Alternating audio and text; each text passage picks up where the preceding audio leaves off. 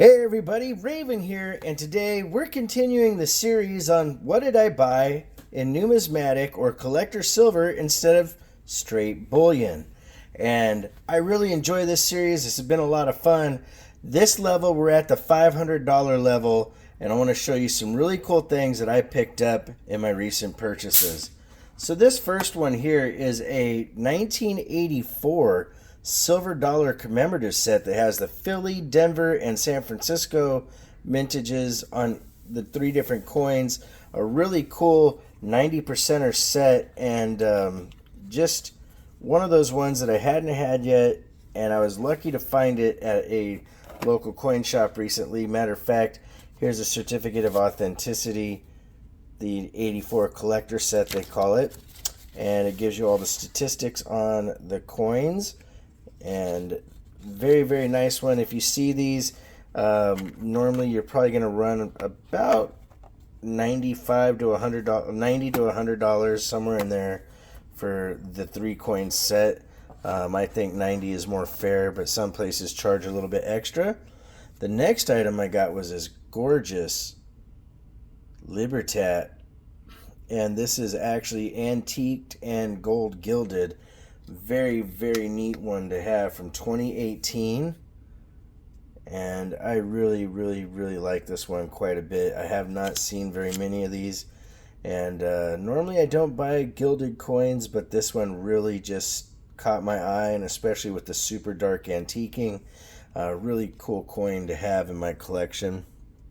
Then another one that I didn't think I'd ever get my hands on is a 1942 Philly War nickel PCGS slabbed and certified in the old green holder. It's a proof 64, which means I could probably send it in and possibly get a better grade by a grading 1 or 2 up, but who knows. I'm going to keep it in the holder because these green labels also have a certain amount of collectability, and that's one of the reasons why this really caught my eye on top of being a proof, is that it had the green label to go with it, and that thing is just stunner gorgeous. I really, really like that. Then I bought an 1880 San Francisco minted Morgan silver dollar. It's an MS64 plus with proof-like finishes on the obverse and then especially the reverse. Now you see some edge toning going on here at the bottom, but check this out. When I turn this over, look at how gorgeous that is, and you can see why it's proof-like surfaces, especially with the reverse. Look at how frosty the eagle is there, and then the monster toning that is on this coin.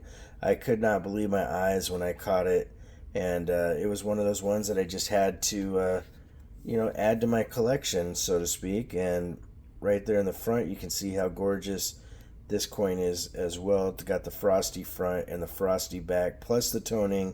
This is something that'll just go up in value over time, and you really can't do wrong with Morgan silver dollars, to be honest.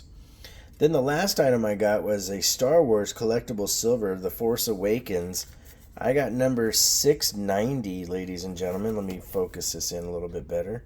690 out of 10,000 minted, and this thing is really, really cool. It comes in a really nice packaging, of course. All the Star Wars merchandise is handled really nicely. There's a protective liner in here that I'm just going to leave in there for now, but it's the poster style $2 Nui coin, and when you flip it over you can see the coin in there as well. Now this has a protective piece of plastic over it, so it's not as clear as maybe I might want it to be, but at least you can get an idea of what it looks like. And I love the Star Wars series of collectibles. I have quite a few that I've been able to collect in the last couple years. And in my opinion, the Star Wars stuff, like a lot of this other stuff, will just keep going up in value. The 84 set, they're not going to make more 84s because that was made way back then. And, just a really cool thing to have all together. Altogether in this I spent about 100 here and 100 here, so that's 2, 3, 450, and then 5, little bit over on this one. I So I think at my budget, I ended up spending 525 versus 500, but still did really well. I've got 1, 2, 3, 4, 5 items. On average, it was $100 an item, but these are things that will go up in value. That Morgan silver dollar, depending on what it grades at, could end up getting a 65 or a 66. It has a proof-like surfaces. It has the monster toning. That's a very, very eye appeal coin. So there's a variable in its value. It might actually be worth quite a bit more than what I bought it for.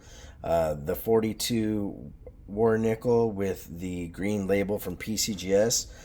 Like I said, the labels are very sought after. Something that, people collect just for the labels, a lot of stuff, which is kind of crazy in some ways, but I understand why. Everything has a collector value to it over time.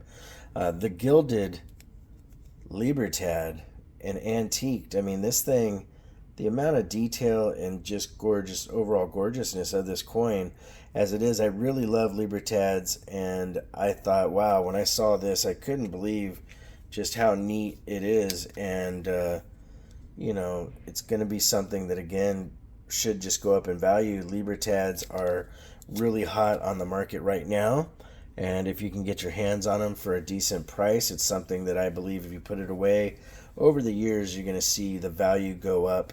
Same thing with the 84 Olympic set of the Philly, Denver, and San Francisco mintages. Not only are they 90% silver, but they are an Olympic commemorative, and that appeals to a cross-section of people. And then, of course, the Star Wars The Force Awakens, the coin, the whole presentation box and everything is just phenomenal. I really, really like the way that they have marketed these and done, phenomenal work. I don't buy a lot of stuff that's colorized, but this was intentionally meant to be colorized to match what the poster was, because they called it the poster coin from what I remember. But either way, ladies and gentlemen, I really hope you like this series, and we will do this every couple weeks or so. We'll try to add something else. The denominations of what we do, like 200, 100, 300, 500, we'll keep changing that up here and there just to show you that sometimes even at a $100 budget, you can find some really nice stuff and still add some value to your stack. Like always, if you want to correspond, it's ravenhawkcoins@gmail.com. Our P.O. Box is 721-296, Norman, Oklahoma, 73070. Like always, please make sure to take care of one another, and we'll see you real soon. Ravenhawk Coins, have a great day.